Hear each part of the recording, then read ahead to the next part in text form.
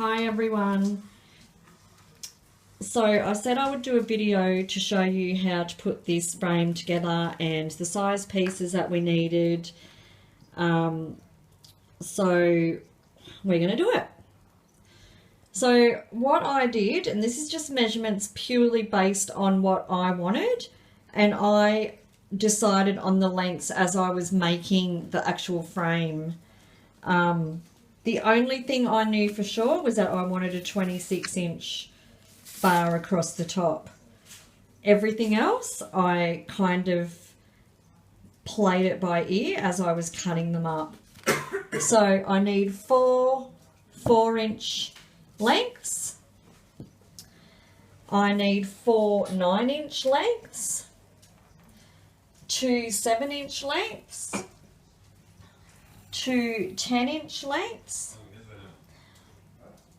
2 20-inch lengths, and 1 26-inch length. Now, I also am using 2 45-degree elbows, 6 90-degree elbows, and 4 T connectors. Now, that's all the bits, and as you can see, I just used some tape to cover it. It's not the neatest because tape's really hard to work with, but the PVC pipe is really dirty when you get it. You'll also notice I didn't tape all the way to the ends. That's because, if I can get it, you need to see what happens when you do. Like, it doesn't go into the end it needs to go into properly, and I need to move that down a bit, otherwise it's not going to sit nice and tight in the connector. So I'm going to hand over the camera to Amber, and here we go. So the first thing we need to do is get 2 90-degree elbows, and we're going to put one each on each end of the 26-inch. Now, get it in there nice and tight, because they do come apart if you don't get it nice and tight. I'm going to put a 9-inch here.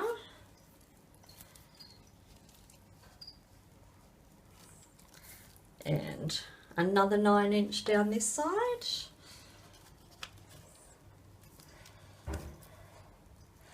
And I'm going to put the first T connector at the end with that middle bit sticking outward. This one I ran out of the hot pink tape, so I had to go back to the owls for. I mean, you don't have to do the tape, that's up to you. I found with the tape that if you want to use a Q-snap clamp, it makes it really, really tight. Without it, it's good. Okay, then we need to go the other 9-inch rod down the bottom of each side.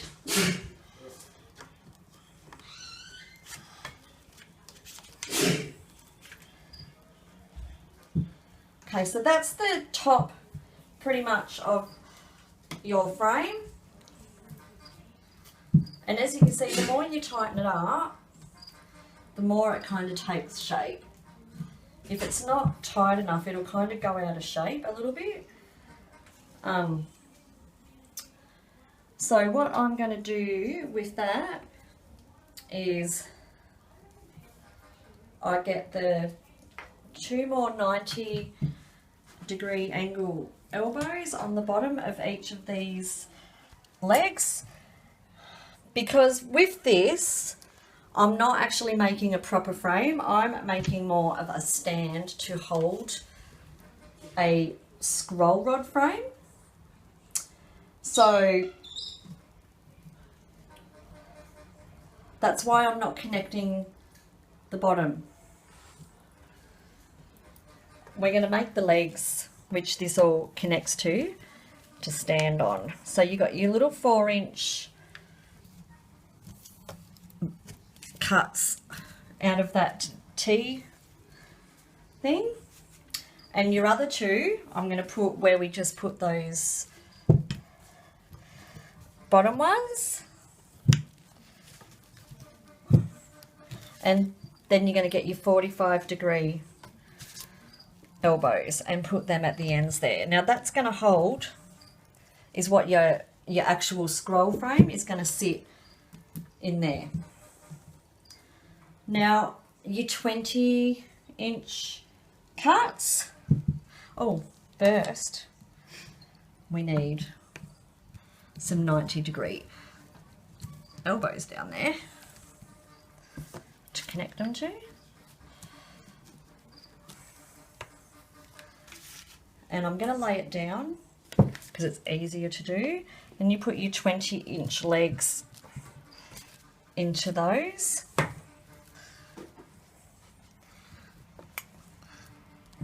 I'm going to put it the other way.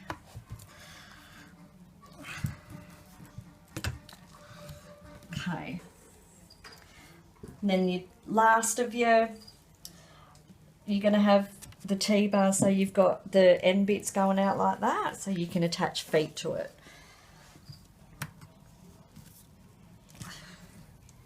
And I'm going to put the smaller ones at the front.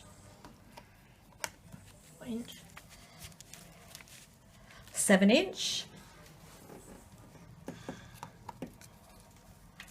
And I think the last two are the 9-inch at the back.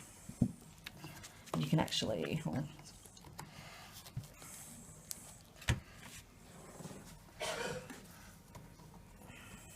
oh, that just fell off.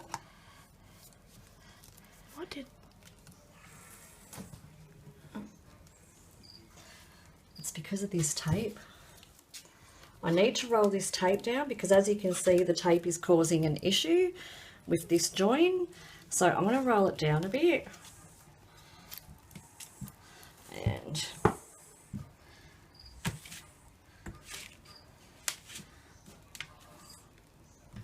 Just cut this out.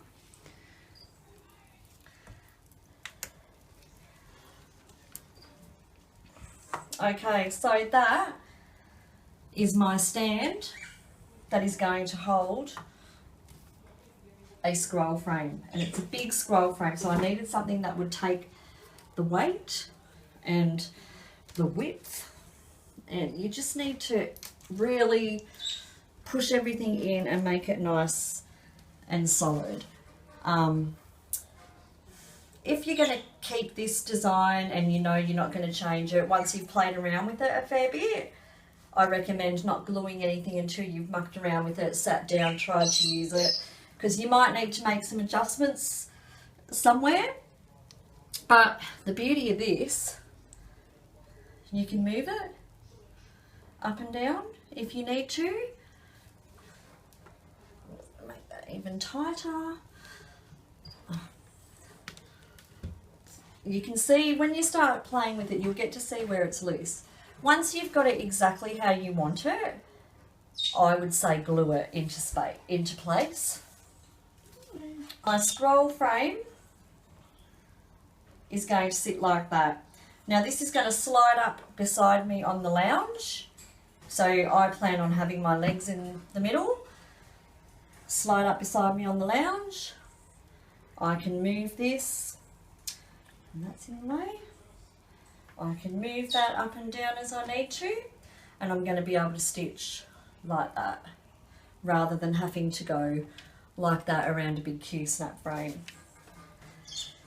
So I will put the measurements of each size I used and my mock-up drawing of what I used.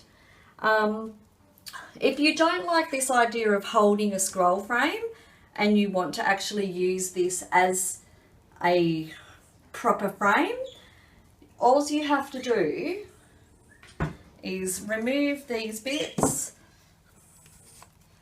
move that around and cut another 26-inch bar. Or, I mean, you can make it 11 inches or 8 inches, whatever size you want to use, and it'll be fine. You'll have it all going. So I'm definitely going to use glue when I've got this sorted, because it's annoying me already that bits keep coming out with just the touching it. And the tape's not really making it tighter, it's actually making it like not sit in the pipe properly. So don't take your tape too far up around there. Say that. Yeah, well, like Amber just actually said, if you put it all in place first, make sure it's nice and tight, and then just mark with a texter where the line is and only tape up to there, and that way you won't get it in your way. But I mean, for a rough first go, I mean, the hardest part for me has been just getting the strength of putting it all together. I'm going to get my partner to get in there as well and get it, see if he can make it even tighter. And tonight's going to be my first go at giving it a go of actually putting a fabric on here.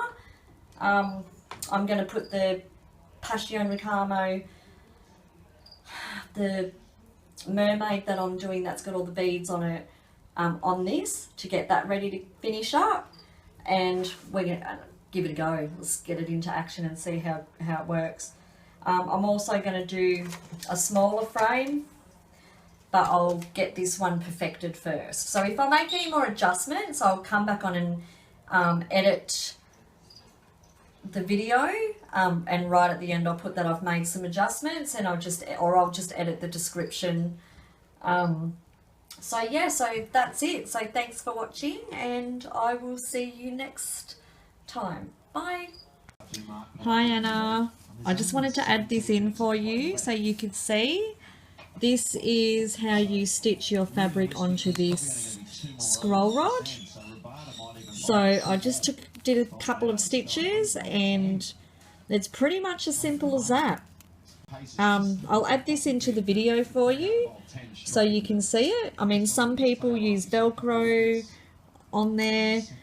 Kim suggested Q-snap clamps, which I don't really want to do. But I might give that a go later on with something that I don't already have beaded yet. Okay, so that's that. Okay guys, so I wanted to give you my view of how this works. See, this is sitting just on the lounge beside me. I've got enough room to move. And there's the project in the scroll frame sitting there. And as you can see, I've got the scroll frame in a much easier position to stitch. There's the back of my hands there. I can just go under and over. I could probably stitch two-handed for a change. I'm going to get Amber to take the camera and she can show you what it looks like from another angle. Perfect. Actually the perfect height. So I was sitting here, I can see TV, I can see my chart.